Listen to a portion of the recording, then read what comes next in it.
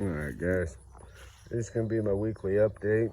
I know most of you probably won't like it, but I'm going to talk about Autoflowers again this time. Probably be the last time. I want to talk about some major differences between photos and autos. One is the way they grow and develop.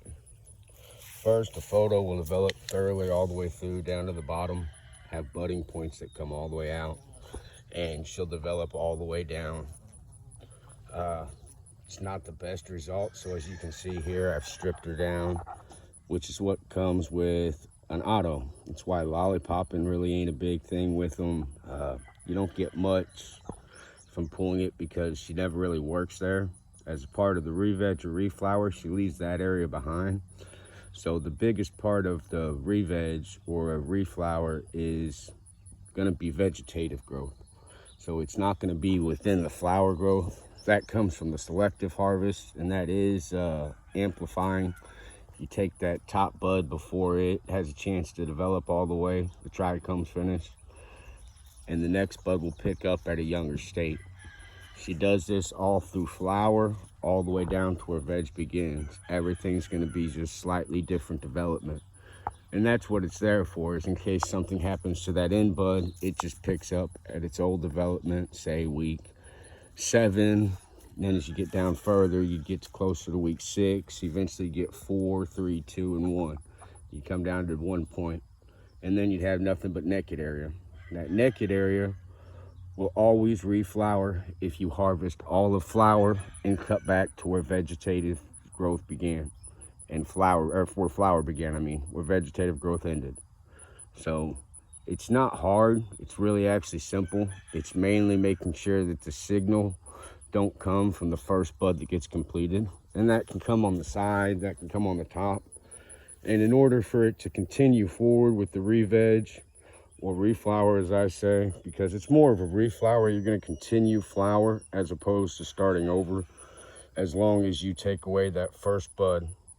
Never let it finish trichome completion. At that point, a signal is sent back in, and throughout the rest of the plant, that'll have all other buds finished all at once. So that's why autos go through quick finishes, as opposed to with regular photos. You got a week probably within harvest time from when you start to see amber till it may get ready to ripen, as opposed to with a auto. It's usually quick, overnight, within a day. Whenever she goes, and that's why it holds.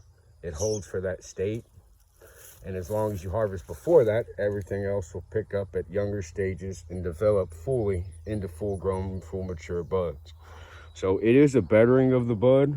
If you can't figure that out, all your top buds are gonna always get the most development, and it's gonna be less and less as you go through flower till you get down to the vegetative growth.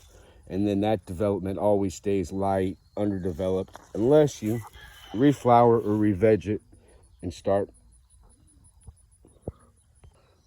All right, I've probably rambled on long enough here that anybody will watch it. But if you do, remember, don't let trichome production finish on that end bud.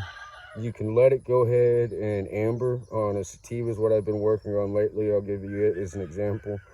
I've been going to around 10 to 20% amber on the underneath side. So it is fully finished and mature bud. There's nothing wrong with it. But if you let that go another 20, 30%, you're gonna wind up with a bud that's fully complete. And at that point, trichome production is complete and the signal comes. So you can still harvest and harvest a good quality bud. It'll usually be a small portion at a time. It doesn't all come together at once. You'll usually get somewhere in the head, and then somewhere around 3/4 of the way up, you'll get buds that are still good, and someone through there will finish usually. That'll be your start, and then from there it tracks.